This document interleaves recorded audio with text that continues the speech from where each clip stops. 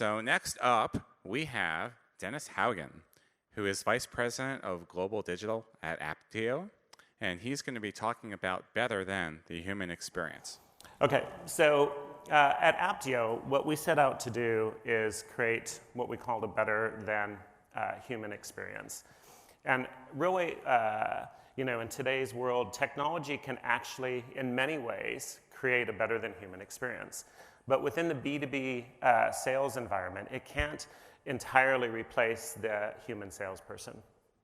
So what we wanted to do is find a way in which we could bring digital technology through Martech solutions together with the human interactions and connect those two, infuse those two through the entire journey to create a better buying experience for our buyers and to ultimately lead to a better customer experience for those that become our customers. Let's see if, okay. And so basically what we did was we started looking at our Martech solutions. And like many of you out there, we were tempted by the over 7,000 Martech solutions that are currently in place. And often when you're looking at these Martech solutions, you're looking at them from an inside-out perspective. And so what we wanted to do is really challenge ourselves to look at it through the lens of an outside-in, but also to think about how we put the Martech solutions that we've already purchased and those that we would start to look to acquire in the future to complete this journey that we were set out to design. The interesting thing is that what we had to really do at the end of the day was rationalize the ones we had. For those of you that have quite a few of the Martech solutions, you'll know they all start replicating each other. And so there's duplication. And how do you figure out the right combination? And one of the things that I think's been really interesting, I went to the Cirrus event, Cirrus Decisions, which a lot of us base our CX strategy around. And what's interesting is the methodology and framework is something we all follow. But I think what I found over my career is that where people have a tough time, especially on the marketing, is how do you actually put that combination of Martech together to create that unified journey that we're all looking for. And so we aligned around our selection process for our Martech solutions. We aligned our sales, our marketing, our customer success, and our engineering for product, because we actually want to bring the experience directly into our product as well. So what we set out to do is basically design this journey from an omni-channel point of view, using all these key functional leaders. And so the first thing we did is when we thought about the requirements and when we created our requirements, often when you do business requirements for these solutions, you do it from what I would consider an inside-out perspective. You think about your business rules, you think about your business goals and objectives. But what gets lost in that equation is the customer experience. And so within every one of our business requirements, whether it be for a global DAM or from a global CMS, okay, now we got one, that we wanted to take kind of this balance that outside-in perspective. And so we had CX design principles that were front and center for our sales, our care, our engineering, and even our marketing folks to kind of look through that lens of that Martech solution. The other thing that we set out to do is to replicate what our best humans do. And so by best humans, I mean usually those on the front line, our salespeople, our customer service reps. I spent 9 years doing all things digital at T-Mobile USA. And the one thing I learned when you own the entire journey, which is pretty rare for a bigger brand, is how you put the technology together to infuse that journey from a holistic standpoint, but also how to make sure that you're always kind of coming in and trying to design experiences from that consumer lens, that outside-in lens. And so basically within the requirements, as I mentioned, CX design principles, but we also identified key scenarios that we wanted to replicate the human experience. So key salespeople, we interviewed, did discovery with them, figured out, what they do, how do they have the conversation with the customer, the prospect? How do they do discovery with that customer and that prospect? What do they say? What do they do? How do they do the demos? And what we literally wanted to do is create a digital version of that salesperson. And so that's what we set out to do. So we have Salesforce, like many of you. So our CRM was going to be and is our single source of record for our customer and our customer profile. What we needed to do was augment it.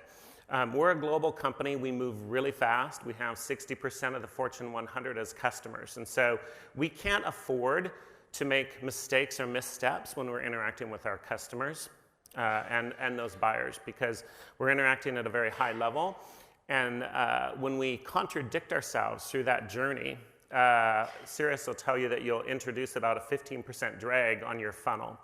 And so we wanted to think about our Martech stack from a single source solution. So from a CMS standpoint, it was really key that we identified that our CMS was going to be the single source for all content globally. And that it would feed everything. It would feed our website, it would feed our knowledge base that our salespeople use, it would feed our customer service reps, etc. We also wanted to have a single digital asset management system, or DAM. We wanted a single source for all those assets, because as we change assets, we want that literally wherever that asset is propagated in our ecosystem, we want to be able to just replace it instantly. The other thing that we wanted to think about was chat. We wanted to use our chat from a full journey standpoint. Chat is often used on upper funnel, but we don't really think about how to leverage chat beyond our sales development reps. And so we're thinking about how to keep that chat dialogue going all the way through and start using the IA version of chat. And the last is localization. We were a company where we had several different localization vendors in place across the globe. And you not only get inefficiency in that, but you get inconsistency. So basically, this is kind of what I would call our stack, if you will, for our CX outside-in driven approach. We chose Epi, not here to plug any products, but we chose Epi primarily because of their anonymous profile. So a lot of CMSs today have the ability to do anonymous profiling, and that was really key to us because our buyers come to our website, we don't know who they are. When you're interacting with a salesperson, we already know, we've already put them into a persona type, we've already categorized them, we've got demographic information. But when you're in a digital world, you're operating in that anonymous world. And so we needed a CMS that would profile in an anonymous sense and build based on behavior. What we're doing as we do this from a Martech standpoint, there's a couple of key principles. One, besides our CX principle, the other principle is this notion of persona development. So I did an interesting project with Microsoft for about 7 months for their global Windows product. And what's interesting is they are extremely well researched in regards to persona, probably the best persona development work I've seen. However, the personas sit in PowerPoint decks, they sit on posters and walls and so forth. They have a really hard time activating them. So what we did is work to start with the assumptive personas, layer in behavior patterning, and then we optimize against the assumptive. And so our assumptives actually become dynamic personas. And so when you're driving your digital transformation, don't lose sight of the persona and really think and leverage all the technology that's available today to create what I consider a dynamic persona. So our model really enables us to start with what we call a virtual sales rep, or VSR. And so our virtual sales rep today is enabled primarily by chat and the CMS and the combination of the two. But our virtual sales rep literally moves our buyer through the upper part of the journey. And when we get the right behavior cues and the right indications, we will trigger a handoff from that VSR to an inbound SDR. That anonymous profile information and all that information is transferred over. And so when our chat is picked up through a live salesperson, or the human in that case, that they pick up where they left off. And we know that we're not going to close every deal with that SDR, and we're not going to close every deal at that first sale. And so we're thinking about how to pick that back up through email nurtures and other digital engagement through ABM and so forth to bring it back, so that we're literally, as you move through, we're thinking about the movement between digital and human back to digital, digital to human. And so we're aligning our tech stack, and we're aligning and leveraging these capabilities in that combination to enable that movement. So we have coined, we wanted to, if we're going to create a better than human experience using digital technology, we wanted to kind of put a persona, if you will, around our chatbot. And so we called it Sloan. And Sloan is now an active member of our sales team. And so we think about, as you brief in and you train our human salespeople, we think about how to brief in and train our virtual sales rep. How do we ensure that the way that we're training our salespeople, that we're configuring our VSR to replicate that, so that there's not that inconsistency between people moving through the channels, that the way they interact in a digital virtual environment feels very similar to the human environment, and the dialogue and the tone and all that seems very similar. So,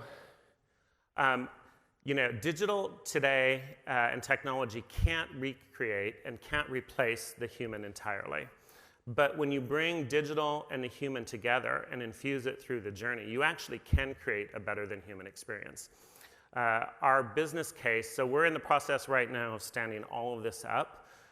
We launch our new website on this new platform September 12th. Our business case is based on a fairly conservative lift of about 4.5% of opportunity or lead to opportunity lift through looking at this. Our next step after we launch this is to move in and start working with our sales organization to start moving into the mid-funnel and continue this journey down into mid-funnel and then ultimately through our customer service organization. So to recap, first and foremost, take an outside-in approach. Really stay true to that. It makes a difference. Identify the key buyer scenarios that you want to create happy paths for, that you want to optimize your omni-channel against, and that you want to create the business requirements for. Develop a persona-evolved strategy. So think about how to use technology to continue creating dynamic personas that continue optimizing through behavior. Strive for a single source approach to your Martech solution and really be disciplined in regards to how that combination comes together and what you're using each of those Martech solutions for. Design always from an omni-channel. No one stays in one channel. They move between them consistently, so design for that. And lastly, continue your optimization around behavior. People will tell you all sorts of things about what they would do in focus groups and so forth, but at the end of the day, the behavior is what you really want to optimize against, and that's what speaks volumes. So that's it.